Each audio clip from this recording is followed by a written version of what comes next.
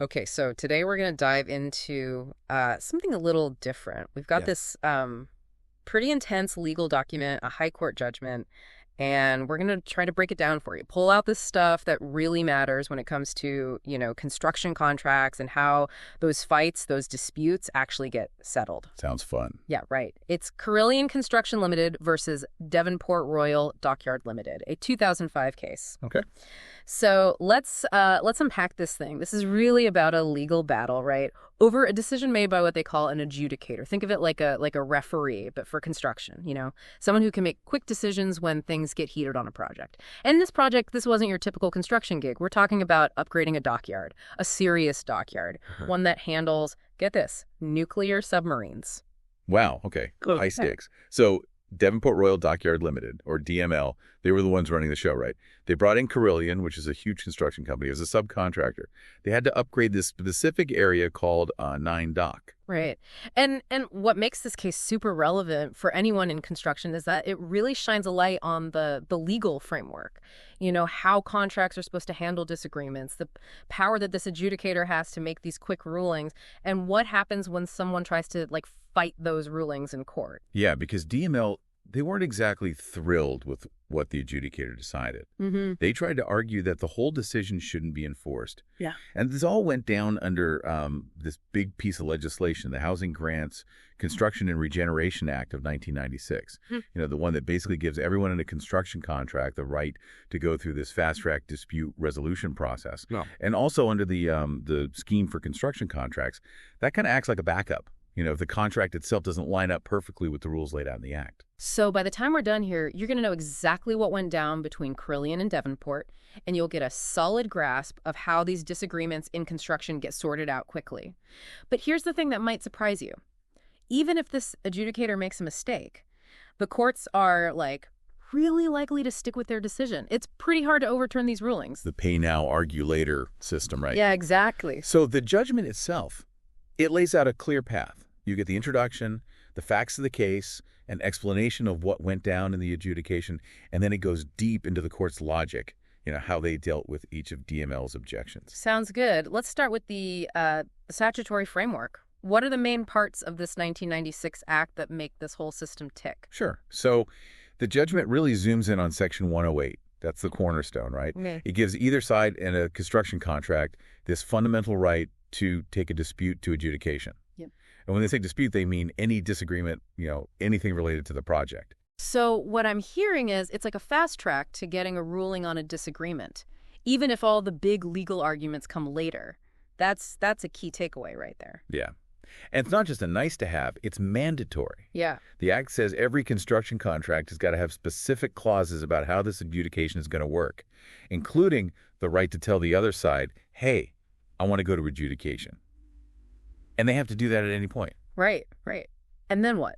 Well, there's a tight schedule, a really tight schedule for picking an adjudicator and getting that dispute over to them.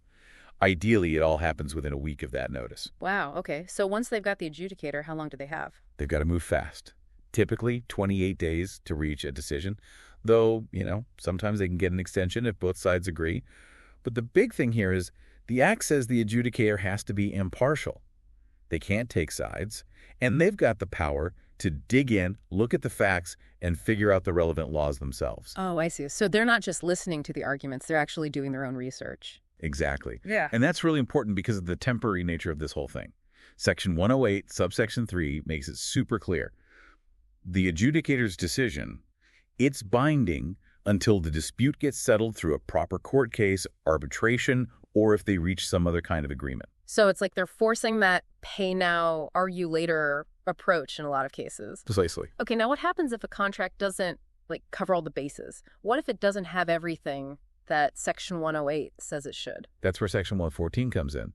And this scheme for construction contracts, this scheme is like the rule book. The Act lays out the big rules, and the scheme steps in if the contract doesn't cover everything. So if the initial contract is missing something, the scheme fills in the gaps. Yeah, you got it. Section 114 gives the government the power to create this scheme.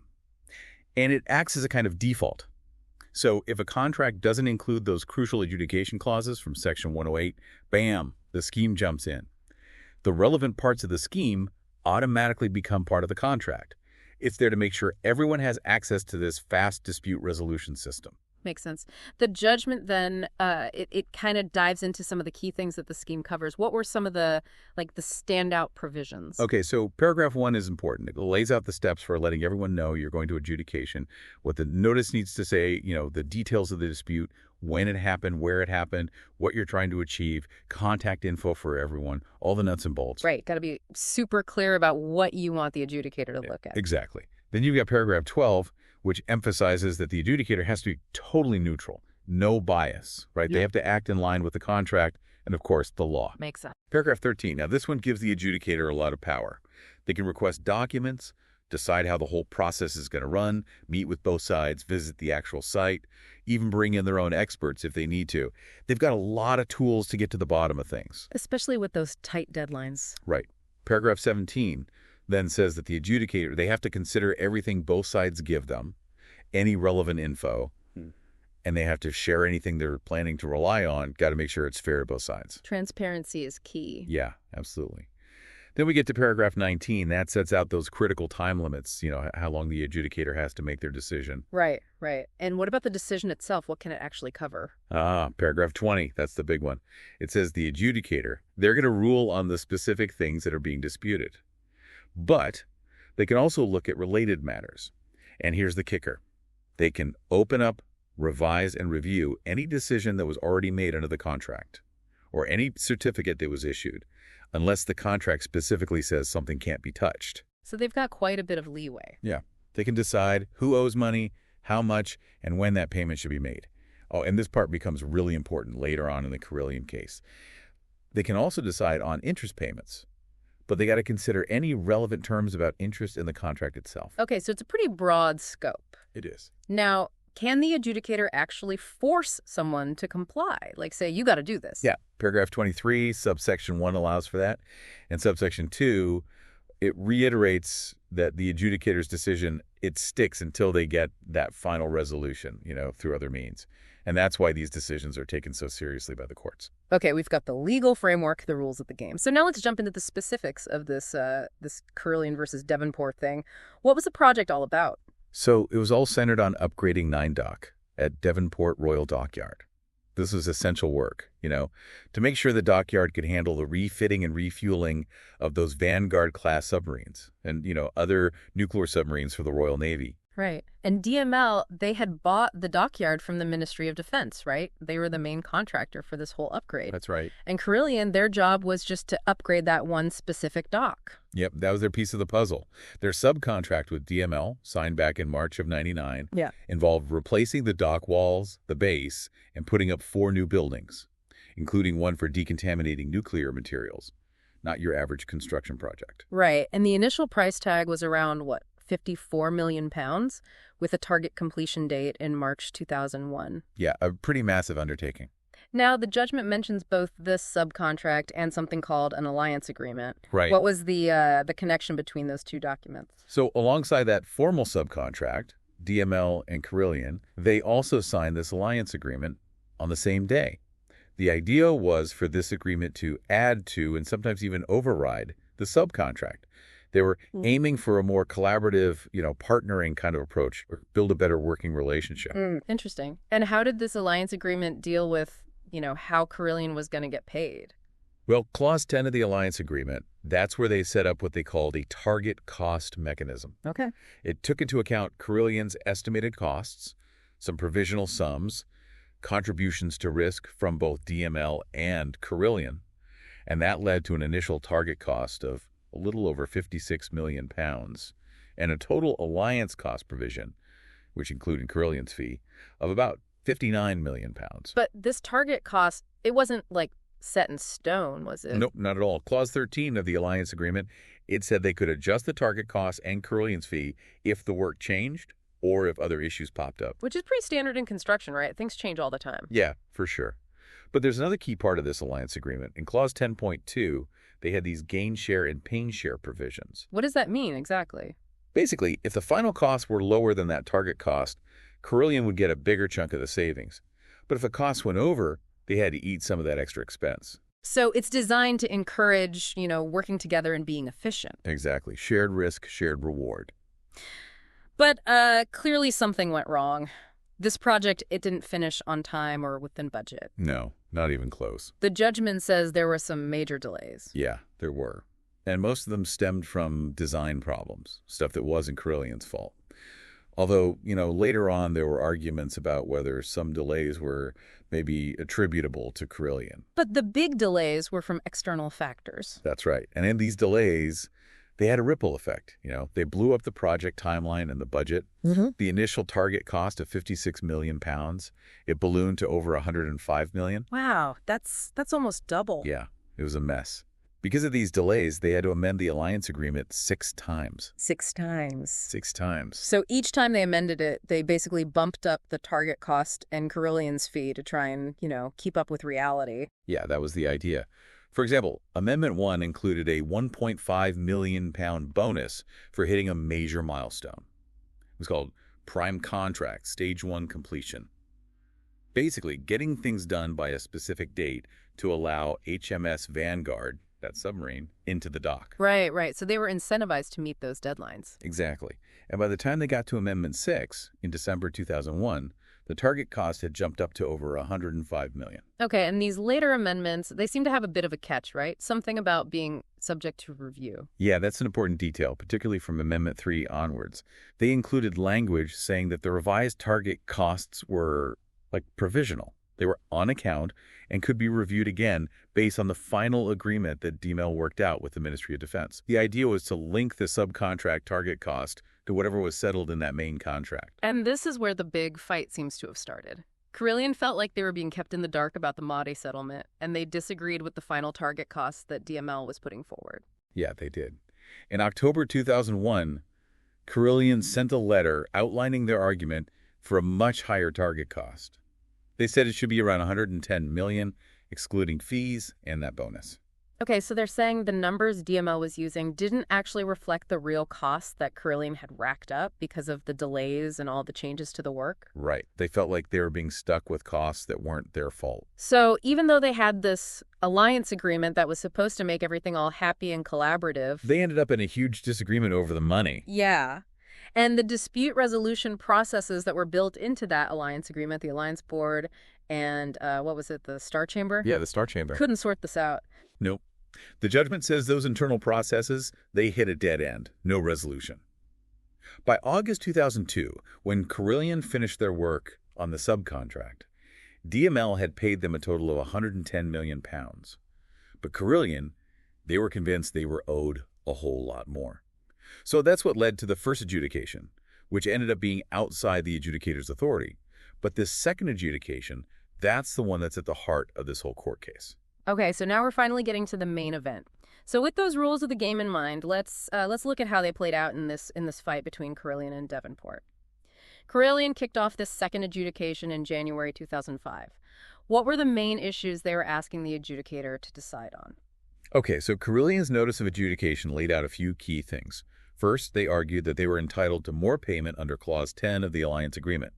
Their argument was based on their own calculation of the actual costs and what they believed the target cost should be, a figure higher than that $110 million they had already got. Right. They also put forward an alternative claim for damages. Yeah. Saying that DML breached the alliance agreement or the subcontract. So they had a backup plan. Exactly. And then there was the bonus.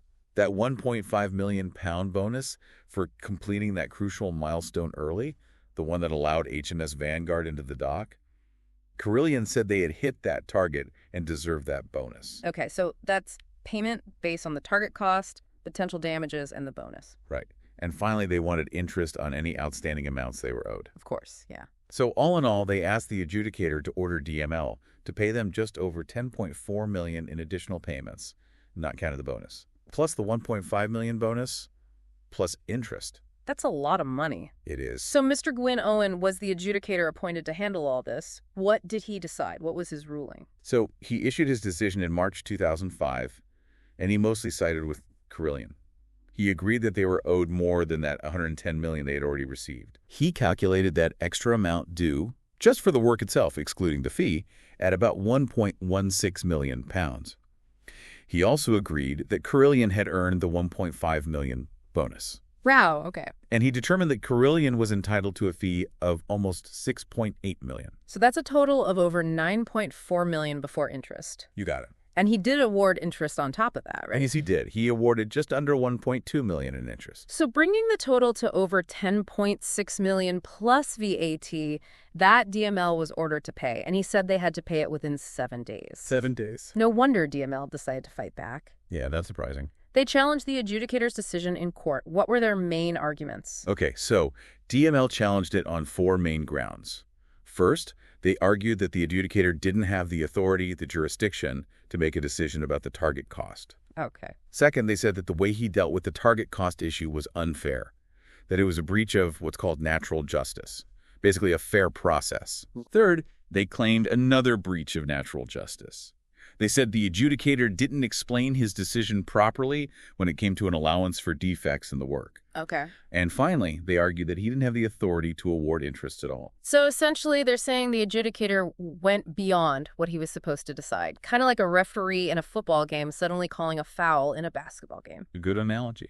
Now, the judgment spends a decent amount of time explaining how the courts typically approach these challenges to adjudicators' decisions. What are the key principles the court relies on in these situations? Well, the judgment really emphasizes this idea of pay now, argue later. It leans heavily on some well-established legal cases, like Make of Civil Engineering versus Morrison Construction. The courts get it, you know. The whole point of the 1996 Act was to create this fast, temporary way to sort out disputes in construction so that projects could keep moving. And because of that, they're not very keen on overturning an adjudicator's decision. So it's not enough for a party to just say, hey, the adjudicator got the facts wrong or they misunderstood the contract. Nope, not at all. The judgment actually quotes Lord Justice Buxton from a case called Boogies v. Dahl-Jensen. He said, provided that the adjudicator acts within that jurisdiction, his award stands and is enforceable. Even if they mess up the calculations or don't interpret the contract perfectly, the main reasons a court might refuse to enforce a decision are usually very limited. Like if the adjudicator went beyond what they were asked to decide, that's lack of jurisdiction. Or if the process was seriously flawed and unfair, a serious breach of natural justice. And there's another case mentioned, right? The C&B Scene case. Yeah. Which reinforces that even if the adjudicator makes errors in the law, in the facts they find, or in the procedure they follow, that's usually not a good enough reason to stop their decision from being enforced. Right. The focus is really on whether the adjudicator addressed the core dispute, the main thing they were asked to decide. Yeah. As Sir Murray Stuart Smith, another senior judge, put it in C&B Scene, if the adjudicator answers the right question but gets the answer wrong, the decision is still binding for now. Yeah. It's only when they answer the wrong question, meaning they decide on something they weren't asked to, that they're considered to have gone too far. So even though DML was really trying to poke holes in the adjudicator's decision, the court basically said, nope, it stands. No. That shows you just how powerful this adjudication process is. Okay, let's break down each of DML's challenges and see how the court dealt with them. Okay. First up, they argued that the adjudicator didn't have the jurisdiction, the authority to rule on the target cost. Right. What was their reasoning there, and why did the court disagree? So, DML's argument was that the adjudicator had basically come up with a whole new target cost, something they weren't asked to do, and therefore something they didn't have the power to decide. But the court didn't see it that way. Justice Jackson, the judge in the case, he reasoned that figuring out how much Carillion was owed under the alliance agreement automatically meant looking at what the target cost should be. It was a central part of the whole dispute. Right. Both Carillion and DML, they had presented evidence and arguments about this. So the adjudicator, he was absolutely within his rights to evaluate that evidence and reach a conclusion about the target cost. Okay, so even though Carillion might have presented different numbers at different times, the fundamental question of what the target cost should be was part of the dispute from the beginning, so the adjudicator was allowed to consider it. Exactly. What about DML's second challenge? The breach of natural justice and how the adjudicator dealt with the target cost. Okay, so here DML brought up a few points. They called them disregards. They said the adjudicator didn't properly consider the talks that had happened between DML and the Ministry of Defense. Okay. They also said he ignored DML's own way of calculating the target cost, and that he didn't directly address 5 specific arguments they had made in their defense. So they were saying the adjudicator was basically picking and choosing what to consider, and that wasn't fair. Yeah, that was their argument. What did the court have to say about that? The court wasn't buying it. Justice Jackson said that when it came to those Mod D talks, the adjudicator had made a legal judgment. He decided those negotiations didn't directly determine the target cost under the alliance agreement, and that kind of legal judgment was within the adjudicator's power to make. Okay. Then there was DML's alternative calculation. The judge pointed out that the adjudicator had actually looked at it. He just preferred Carillion's approach. Just because you don't like the adjudicator's reasoning or how they weighed different pieces of evidence, this doesn't mean it's a breach of natural justice. Right. And about those 5 defense arguments that DML felt were ignored, the judge said, look, the adjudicator clearly reviewed a ton of stuff from both sides. He wasn't obligated to specifically mention every single point as long as his overall reasoning showed that he considered the important issues. So basically, the court is giving the adjudicator some wiggle room in how they handle the information and how they present their decision, as long as they're dealing with the main dispute and taking the evidence into account. That's right. Okay, what about the third challenge, the one about defects in the work? DML claimed there was a breach of natural justice there and that the adjudicator didn't give good enough reasons for his decision. Yeah. This one was a bit more complex. DML's argument had 3 parts to it. First, they said that the adjudicator only focused on their initial, smaller claim about defects and didn't look properly at their later, much bigger claims. Okay. Second, they didn't like that the adjudicator reduced their initial defect claim by 20% without giving them a chance to comment on that specific reduction. And third, they argued that the adjudicator's explanation for his decision on the defects just wasn't detailed enough. So how did the court respond to all of that? The court said that the adjudicator had considered DML's expanded claims about defects, but he wasn't convinced those later defects had been properly communicated to Carillion as required by the subcontract. He found the evidence supporting that initial smaller defect claim more persuasive. Makes sense. As for that 20% reduction, the judge saw that as a reasonable judgment call by the adjudicator, especially given his engineering background. It wasn't such a huge departure from the cases presented that it would be considered unfair. And lastly, the court decided that the adjudicator's reasons for his decision on the defects were good enough. He had explained why he preferred the evidence for that initial claim and how he arrived at that 20% reduction. So it seems like the court is willing to defer to the adjudicator's expertise and isn't expecting them to, have a mini hearing about every little adjustment they make in their reasoning. Right. The standard for inadequate reasons also seems pretty high. Yeah, they got to give the adjudicator some leeway. Now, the last challenge, the one about the interest award, DML said he didn't have the authority to do that. Right. They argued that, according to paragraph 20C of the Scheme for Construction Contracts, an adjudicator can only award interest if the actual contract between the parties specifically mentions it. They said the scheme didn't give the adjudicator the power to just award interest out of the blue. But the court disagreed with that interpretation, right? They did. Justice Jackson concluded that paragraph 20C does give the adjudicator that independent power to award interest. He said that interpretation made more sense when you looked at the whole paragraph and the overall goal of this scheme.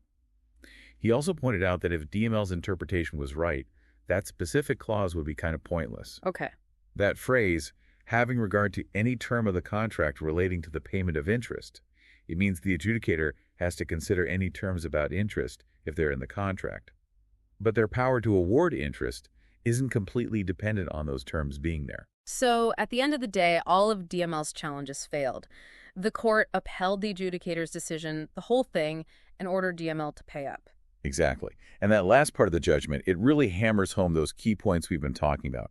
How adjudicators' decisions are temporary but binding, how hard it is to successfully challenge them, and how the courts are generally in favor of this quick way of handling disputes in construction. So for you, the listener, what are the big takeaways from all of this? What did we learn from this Carillion versus Devonport case? Well, I think the biggest thing is you got to understand the rules. You got to understand that statutory framework for construction adjudication, both the 1996 Act and the Scheme for Construction Contracts. Those are the ground rules. They give you the right to adjudication and tell you how it works. Right. Second takeaway, an adjudicator's decision carries a lot of weight.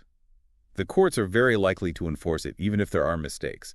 They're really backing that pay now, argue later approach. And the bar for overturning one of these decisions, whether it's about jurisdiction or fairness, It's set really high. Makes sense. And finally, we're reminded that adjudication, it's meant to be fast. It's an interim solution to keep things moving.